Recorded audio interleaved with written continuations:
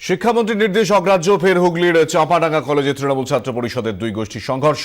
অভিযোগ, রবীন্দ্র মহাবিদ্যালয় টিএমসিপির সাধারণ সম্পাদক সহ কয়েকজন ছাত্রনেতার মারে গুরুতর জখম স্বপন সামন্ত গোষ্ঠীর দুই ছাত্র। এই মুহূর্তে ভর্তি তারকেশ্বর গ্রামীণ হাসপাতালে। বিস্তারিতভাবে জেনে নেব ঠিক কি অভিযোগ উঠে আসছে। আমাদের প্রতিনিধি বিধান সরকার আমাদের সঙ্গে রয়েছেন এই মুহূর্তে টেলিফোনে। বিধান, দেখো কুণাল, গতকাল রাতে এই ঘটনা ঘটেছে চাঁপাডাঙ্গা মোড়ের কাছে, চাঁপাডাঙ্গা কলেজের সামনে।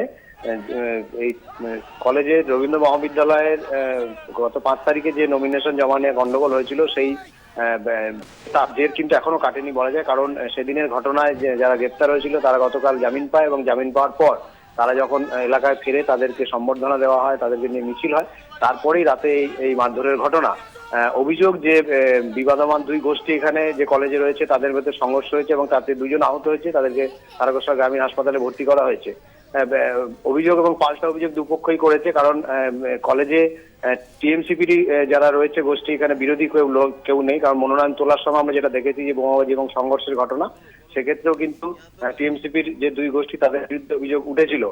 দলের নেতৃত্ব যারা, তারা এদেরকে এখানকার যারা কলেজ নেতৃত্ব আছে এবং এখানে স্থানীয় যারা তৃণমূল নেতৃত্ব আছে তাদেরকে ডেকে কিন্তু জানিয়ে দিয়েছিল যে কলেজে কোনো রকম গোষ্ঠী রাজনীতি করা যাবে না, কোনো রকম সংঘর্ষ, কোনো রকম গন্ডগোল করা যাবে না।